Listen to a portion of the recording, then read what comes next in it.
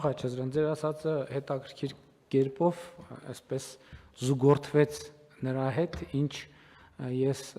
քիչ առաջ տեսական հարցության մեջ փորձում էի ներկայացնել։ Հիմա երբ որ դուք խոսում եք, ես մտածում էի հետևյալը.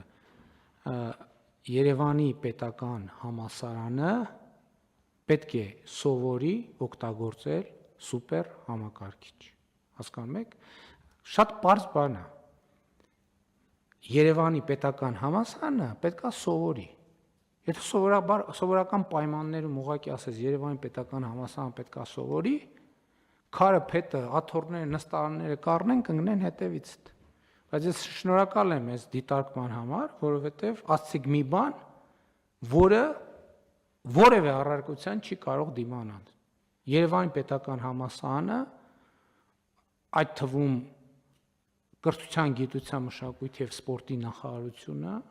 այդ թվում կառավարությունը պետք է սովորի կառավարել, օգտագործել սուպեր համակարգիչ։ Եվ ոչ մի ամոթ բան չկա դրա մեջ, ժողովուրդ ջան։ Մենք չենք ունեցել սուպեր համակարգիչ եւ պետքա սովորենք օգտագործել սուպեր համակարգիչ։ Բայց ես ձեզ մի բան ասեմ, ավելի լայն համատեքստում մի սուպեր համակարգիչը պետությունն է։ Եվ մենք ինչպես սուպեր համակարգիչ չենք ունեցել իր ստեղծման օրից մի քանի չգիտեմ, ինչ երբ է ստեղծվել, դա էլ չգիտենք երբ է ստեղծվել։ Նույն կերպ էլ հարյուրամյակներով պետություն չենք ունեցել։ Եվ պետությունը ավելի բարդ սուպեր համակարգիչ է, քան ամենաբարդ սուպեր համակարգիչը։ Եվ էս է մեր խնդրեմը, մենք չգիտենք դա օգտագործել։ Մենք սուպեր համակարգիչը վերցրել ենք, ուզում ենք շարիկ գլորենք այդ սուպեր համակարգիչով։ Դա դրա համար չի նախատեսված։ Ստեղ է խնդրեմը, բայց այս խնդրեմը հասկանալու համար նախ պետք է հասկանալ այդ խնդրեմի գոյությունը։ Եվ ես ուզում եմ դրա մասին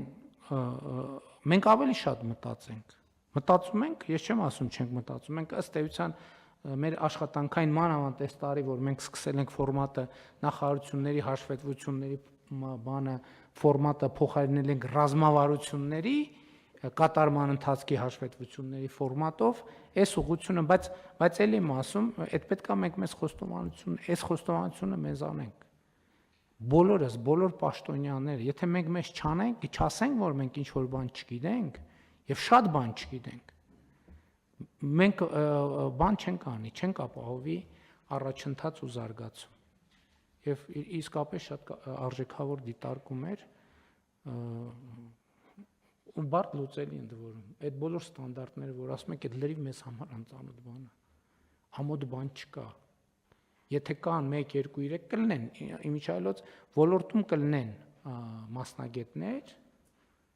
10 գուցե, հա, մաքսիմում 20, այդ մասնավոր հատվածում, որոնց պետք է խնդրենք, չամաչենք, ասենք ժողովուրդ ջան, մեզ դուք գոնե աշխարհտեսած մարդիկ եք, դուք գոնե ինչ-որ բան գիտեք, եկեք օգնեք մեզ, եթե պետք է պայմանագիր կնքենք, այո, պետք է սովորենք նաև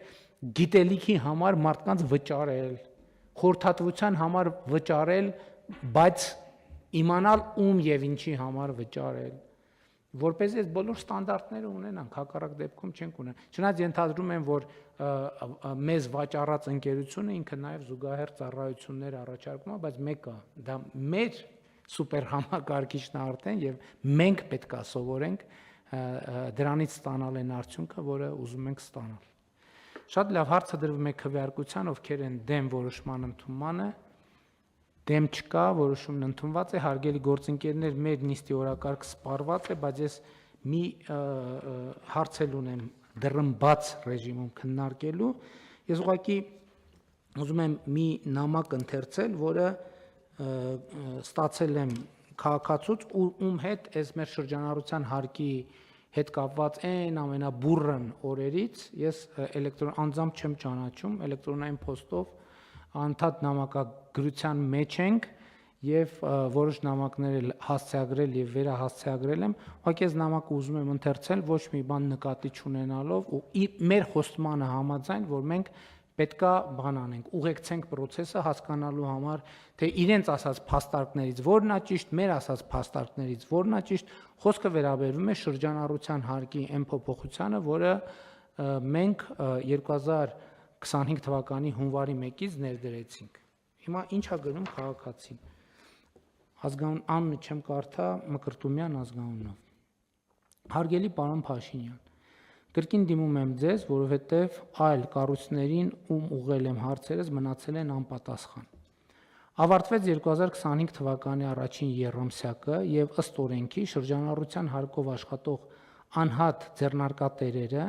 մինչև ապրիլի 20-ը պետք է ներկայացնեն շրջանառության հարկի նոր ձև թիվ 286 հաշվետվությունը։ Ինչպես որ ներկայացնում էին ՊԵԿ-ի եւ ֆինանսների նախարարության ներկայացուցիչները հանրային քննարկումների ժամանակ, որ այդ նոր ձևը լրացվելու է ինքնաշխատ, չի համապատասխանում իրականությանը։ Եթե մինչ այդ ինքնաշխատ ձևով լրացվում էին փաստաթղթով ձեռք բերված ապրանքների սկզբնական արժեքները, ապա այժմ դա էլ չի լրացվում հաշվետվությունում, միայն ինքնաշխատ զրոներն են լրացվում։ Հարգելի պարոն Փաշինյան, հաշվետվություն լրացնելը մեծ դժվարություն չի ներկայացնում, եթե հարկային օրենսգրքի փոփոխություններում հստակ նշված լինեն այն ծախսերը, որոնք պետք է ներառվեն շրջանառության հարկ վճարողի մոտ։ Դժվարությունը կայանում է նրանում, որ ՊԵԿ ներկայացուցչի եւ ֆինանսների նախարարության ներկայացուցչի մեկնաբանությունները այդ ծախսերի վերաբերյալ տարբեր են, եւ հաշվետվության ինքնաշխատ չլրացման դեպքում դժվար կլինի հարկային տեսուչին ապացուցել հաշվարկված եւ վճարված հարկի ճշգրտությունը։ Հարգելի պարոն Փաշինյան, խնդրում եմ ձեզ հանձնարարել ՊԵԿ-ի եւ ֆինանսների նախարարության կողմից հստակ տալ պարզաբանում, թե վերջապես առևտրական գործունեությամբ զբաղվող ԱՁ-ի իրացման ծախսերի մեջ ներառվում են արդյոք առաջին առևտրի կենտրոնում վարձակալված տարածքի վարձավճարը, որտեղ իրականացվում է առևտուրը։ Երկրորդ, գանձապահ խորհրդատուի աշխատավարձը, ով իրականացնում է ապրանքի վաճառքը, իրացումը։ Երրորդ, պոստտերմինալով անկանխիկ վաճառքի դեպքում վաճառված, իրացված ապրանքի գնից բանկի կողմից գանձվող 1,8-2,5% միջնորդավճարը։ Եթե հաշվետվությունը չի լրացվելու ինքնաշխատ, ապա միայն հարցերի պատասխանների հստակ պարզաբանման դեպքում ԱԾ-ն կարող է ճիշտ լրացնել եւ հաշվարկել իր հարկը